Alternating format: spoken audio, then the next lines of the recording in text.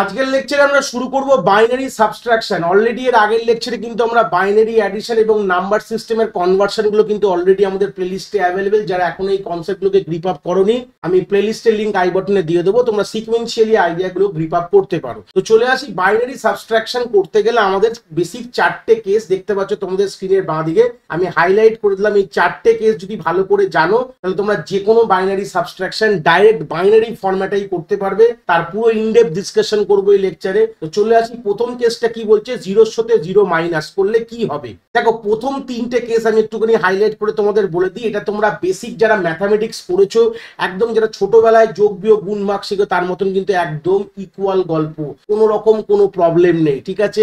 এখানে basic idea যদি বলি, জিরোর সঙ্গে জিরো মাইনাস করলে কি হয়, জিরোই হয়। ওয়ানের সাথে জিরো মাইনাস করলে কি হয়, ওয়ানই হয়। ওয়ানের সাথে ওয়ান মাইনাস করলে কি হয়, জিরো হয়। এগুলো বেসিক অলরেডি ছোটবেলায় করে এসছো। এর মধ্যে বাইনারি বলে আলাদা কিছু হাতি ঘোড়ার ব্যাপার নেই। হয়ে গেল, কথা ক্লিয়ার হয়ে গেছে। পাশে এগুলো হচ্ছে নর্মাল, তোমার কি হচ্ছে অ্যান্সার বলতে পারো। এখানে কোনো রকম কোনো কিন্তু বড়র গল্প নেই। এবার এই যে 4 নম্বর কেসটা ইম্পর্টেন্ট। 4 নম্বর কেস যখন এরকম ঘটনায় তোমরা দেখো, যেখানে আমাদের যেটা দিয়ে সাবট্রাক্ট করব সেটা ছোট হয়ে গেছে, আর যেটা সাবট্রাক্ট হবে সেটা বড় হয়ে গেছে। মানে সিম্পল কথা, জিরো ছোট ওয়ান বড়। এরকম জায়গায় কি হবে, যদি করো সেখানে তোমার ওয়ান আসবে, কিন্তু তোমাকে বড় করতে হবে ওয়ান ফ্রম দা, তার পাশেরটা থেকে বলতে পারো, বাংলা ভাষায় বলতে পারো, এখানে বড় করতে হবে। তাহলে এই যে কথাটা বললাম, এই যে কেসটা 4 নম্বর কেসটা কিন্তু একটু ইম্পর্টেন্ট, এখানেই খটকা লাগার জায়গা আছে। তো আমি কিছু এক্সাম্পল করাই, তাহলে তোমাদের কিন্তু আইডিয়াটা একদম ক্লিয়ার হয়ে যাবে। প্রথম এক্সাম্পলটা দেখো, তাহলে একদম চৌবাবু জিনিসটা ক্লিয়ার হবে। আমি ধরে নাও 100 থেকে মাইনাস করবো এই ওয়ান, মানে এটা গল্পটা হচ্ছে বাইনারিতে আছে। দেখো প্রথম কেসটাই দেখো, যখন আমি এটাকে আমি হাইলাইট করলাম, তাহলে এই কেসে দেখো উপরে ওয়ান নিচে জিরো, মানে উপরে ছোট হয়ে গেছে তো নিচে বড়। তাহলে এই ক্ষেত্রে আমাদের 4 নম্বর কেসটাই কিন্তু আমি এক্সাম্পলটা রেখেছি। তখন আমি কি করব, একদম তার যে পাশের সংখ্যার থেকে আমরা কাটবো। আমরা করতাম না, আমরা বেসিক যারা মোটামুটি বেসিক সাবট্রাকশন ছোটবেলা কেটে কুটে করতাম, তার একটা আইডিয়া পেতে, তো এরকম পাশের থেকে কেটে এখানে ওয়ান বড় করবো। এই যে বড় ওয়ান কথাটা এসছে না, তার মানে কি, মানে 1 0 1 0 মানে কি 2 2 থেকে 1 মাইনাস করলে কি হয়, ওয়ানই আসে। কিন্তু দেখো ওয়ানই এখানে লিখেছি, এখানে রেজাল্ট হবে 1। এবার দেখো এখানে জিরো কেটে দিয়েছে, জিরো কাটলে আর কি পড়ে থাকবে, আর কিছু পড়ে থাকবে।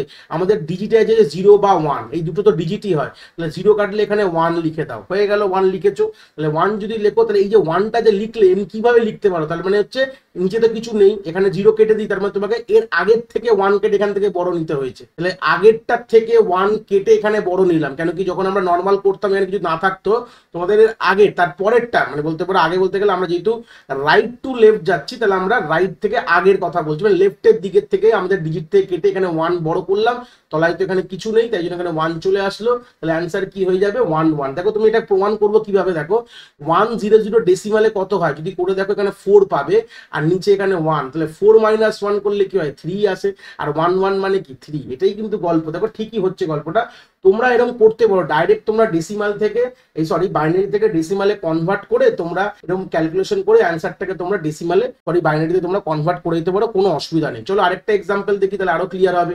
1 0 0 1 এর থেকে 1 0 1 করছি। এবার যদি তোমরা মোটামুটি একটা ট্রিক দেখিয়ে দিই, দেখো 8 4 2 1, এত ছোট প্রশ্ন পরীক্ষায় হয়তো দেবে না, বাট ট্রিকটা দেখে নাও। তাহলে উপর নাম্বারটা কি আছে 8 + 1 9, নিচের নাম্বারটা কি আছে 5, তাহলে 9 + 5 কি হয়ে যাবে 4। তাহলে এইটুকু বুঝতে পারলে যা অ্যান্সার হবে সেটা 1 0 0 হবে। এইটুকু তোমরা পাশে করে নাও। এবার তোমরা করতে থাকো, দেখো নর্মাল মাইনাস করো। প্রথমে এটা করি, 1 আর 1 এ কি হলো, মাইনাস হলে 0 হবে। 0 আর 0 এ মাইনাস করলে কি হবে, 0 হবে। এবার এই ক্ষেত্রে আমাদের এইটার জায়গায় মেন গল্প আসবে, আমরা কেটে এখান থেকে 1 বড় করব।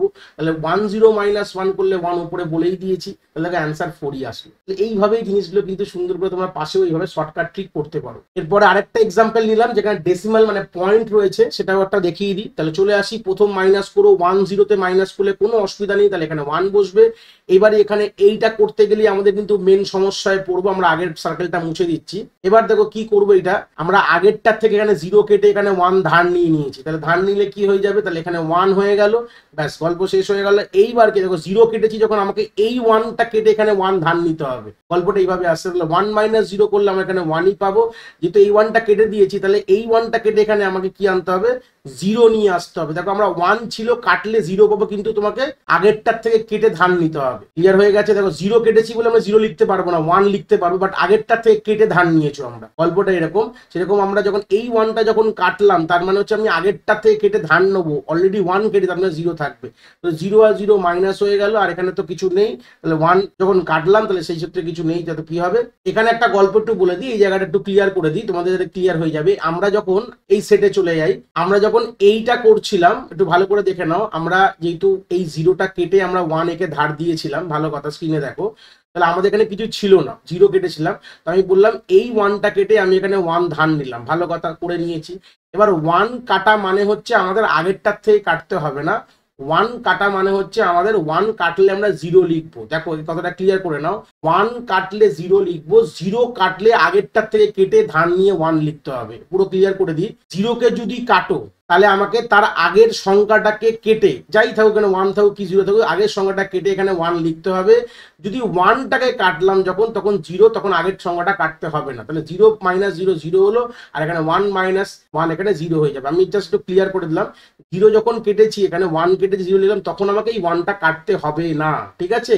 এটাই ক্লিয়ার করে দিলাম। এই জন্য বললাম এইসব কিছু জায়গায় তোমাদের কিন্তু এই প্রসেসটা করতে একটু প্রবলেম হবে, যদি গ্রিপ হয়ে যায় কোনো অসুবিধা হবে না।